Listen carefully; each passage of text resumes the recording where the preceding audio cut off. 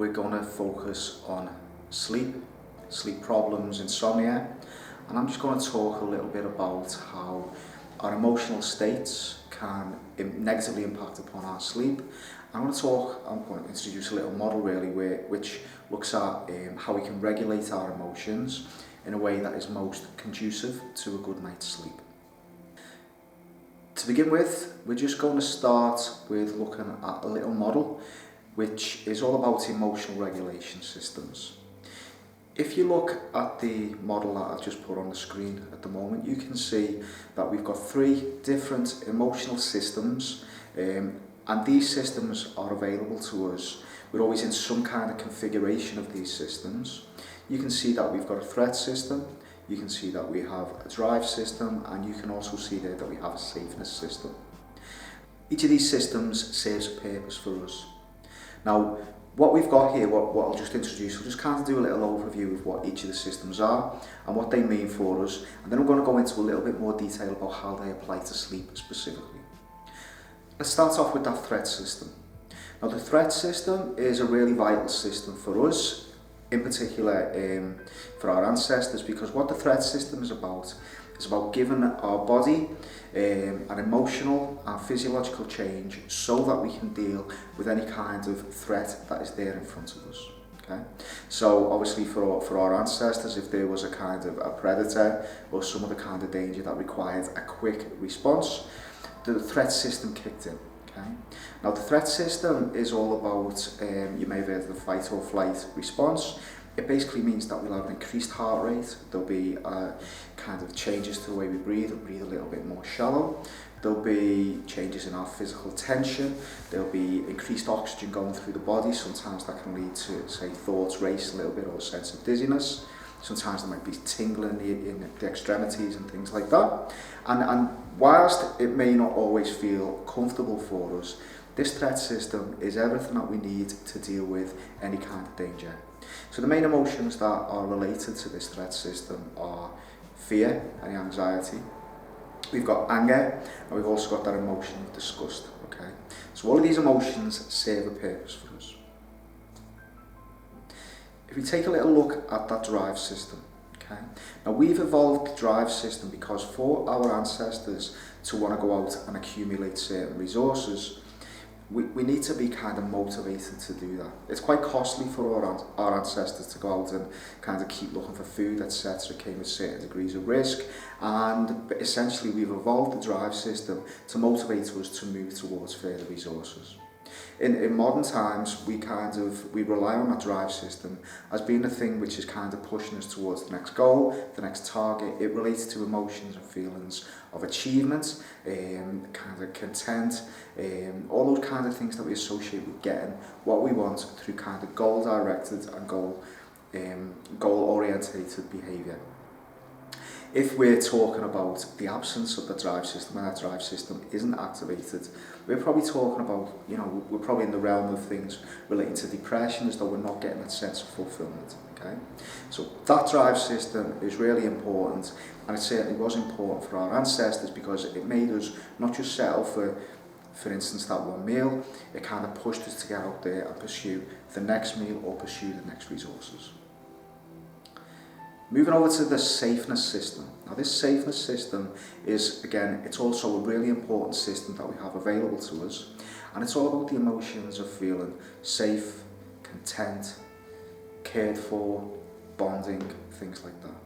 Now we've evolved this system again because for our ancestors there was a lot of strength in numbers. Okay, so humans are primarily social animals, and the safeness system is all about enabling us to kind of feel safe in a given social context. What the safeness system also serves a function is because it is the way in which humans give birth to very immature young.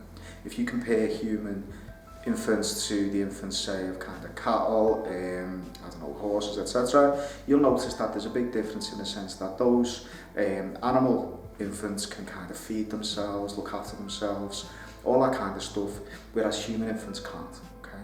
So essentially we needed to care for each other, we needed to care for our young, we needed to care for each other, and this served an evolutionary benefit to us. And so if we think about how this relates to us in the here and now today, you know, we know that sometimes if we're just sitting there and we're kind of relaxing with family, or if we're enjoying being in the company of other people, or even just feeling quite relaxed ourselves, then we're tapping into that safeness system. So let's think a little bit about how this emotional regulation model applies to something like sleep. If we think a little bit about what goes on when we're dealing with insomnia, insomnia is characterised by that sense essentially that we're not going to get to sleep that night, and we notice there that there are kind of often we start to find ourselves getting quite annoyed by the fact we're not getting to sleep. We will get distressed by it. If we think about how that relates to the emotional regulation system, we could anticipate there that we'd actually start to perceive not getting enough sleep as being something that is potentially threatening to us. Now, if you think about what happens when we're dealing with insomnia or when we're concerned with sleep, or even if we're talking about other kind of problems that impact upon sleep, such as anxiety and depression and things like that, what is tending to happen there is that our mind is starting to appraise a poor night's sleep in a way that means that it's going to be potentially threatening for us. We might be worrying about what kind of sleep we're going to have that night. We might be concerned about how we're going to function tomorrow. We might be really concerned about what happens if we're still not going to get to sleep by 3 a.m. Because we're so focused on those potential threats, the part of our brain which kind of regulates that threat response, what we call the amygdala activate a kind of threat response for us. So because we're primarily feeling that there's a sense of threat to not getting to sleep, our body responds as though there is a threat. And as we mentioned earlier, that comes with increased physical tension, kind of more rapid and more shallow breathing, increased oxygen going through the body. And all of these things are the total opposite of what we need the total opposite of the state that we need to be in to get a good night's sleep. So it's just kind of being aware there that actually part of us kind of moving forward in terms of getting a good night's sleep is we need to think a little bit about kind of unhooking ourselves from this idea that getting a poor night's sleep is itself intrinsically threatening. If we think a little bit about the role that the drive system plays in sleep. Now, often when we're dealing with insomnia or any other kind of sleep difficulties, sleep kind of becomes something there that we feel that we need to get. Okay, so it becomes something there. You know, I might have the focus there. Well, you know what, tonight I'm gonna have at least 6 hours sleep. So because I'm kind of focused on that, because I start to focus on sleep as a goal, it becomes something there which activates that drive system. Okay, so just in the way that for our ancestors, you know, getting out there and kind of going hunting food was something that was achievable and something that we required a motivational system to go out and pursue, we're treating sleep as being the same thing. And just like with the threat system, for us to be motivated to get something, what this basically means is that our body kind of needs to respond in a way that it gives us all the tools to go out and get something. Okay? Sleep isn't something that is effectively palpable and attainable like any other kind of physical goal. Okay? So what that means is our bodies and our mind's efforts to get sleep has a negative impact there upon our ability to actually get to sleep. So one of the things again that we want to think about there is in a really kind of you know, in a kind of quite what might seem like a counterintuitive way of doing it, we want to kind of forget about sleep being as something that we can achieve and something that is a goal. Okay? We want to kind of adopt more of a passive state when we do try to sleep or we do go to bed. We almost want to forget the fact that we're going to sleep. This takes us over into the safeness system. So like I said before, the safeness system is all about that kind of feeling of safeness, content, calm, cared for, all that kind of stuff. How this affects us physically is that we tend also to breathe a little bit more deeply. We will tend to breathe a little bit more slowly. There'll be less physical tension in the muscles. All these kinds of things will kind of kick in there and we just start to feel that sense of relaxation. Okay? As you can guess where I'm going with this, is that the safeness system is the system that needs to be at play for us to get a good night's sleep. So we need that system to be at play for us when we're when we're wanting to get a good night's sleep. And as I said before, with the kind of threat and the drive system, we need to kind of stop treating sleep as being a goal. We also need to stop treating the absence of sleep as being some kind of threat, essentially. To kind of achieve this and to kind of facilitate that safeness system, there's a couple of things that we can really focus on. First of all, if we're not thinking about sleep, if we're not treating sleep as being something that's threatening, or lack of sleep as being something that's threatening, we want to be thinking about something totally different, okay? And that's where things like guided imagery can be really, really useful, okay? And I've put a couple of the guided imagery resources over on the website or at accesscbt.co.uk, just auditory-based stuff, but effectively, guided imagery is really good at kind of stimulating the safeness system, because we can tap into the kind of imagery we associate with being safe. We can tap into, you know, the kind of representations in our minds of what it feels like there, just to kind of be in a place that we associate with feelings of safeness, calm, peace, relaxation, etc.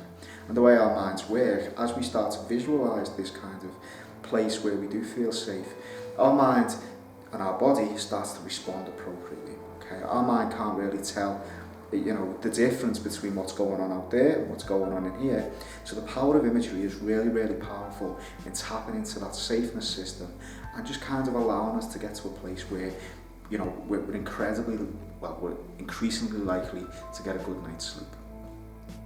Similarly, we've also got a degree of control of our bodies. When we go into that kind of threat response, as I said before, our breathing changes a little bit. We tend to breathe a lot more with the chest, more oxygen going through the body, everything you need if there's a danger, but obviously going to bed there isn't a danger. Okay? So what we want to do is we want to kind of use our body in a way that kind of deactivates that threat response. A really, really simple way of doing this is to kind of use diaphragmatic breathing. Okay? So when we use diaphragmatic breathing, the whole idea of us doing it is that whereas in the threat response there's increased amount of oxygen in the body, in diaphragmatic breathing we're kind of increasing the ratio of carbon dioxide to oxygen. And carbon dioxide in the body can have a little bit more of a sedative effect, calm us down a little bit more and take us out of that threat response. Okay? So diaphragmatic breathing literally is just kind of about becoming aware and kind of training yourself to push the belly out as you have a nice gentle breath and then bring it back in. We tend to keep the shoulders nice and still, we kind of keep the chest nice and still, and as you kind of practice in diaphragmatic breathing, the only thing is that we're just breathing with the belly, okay?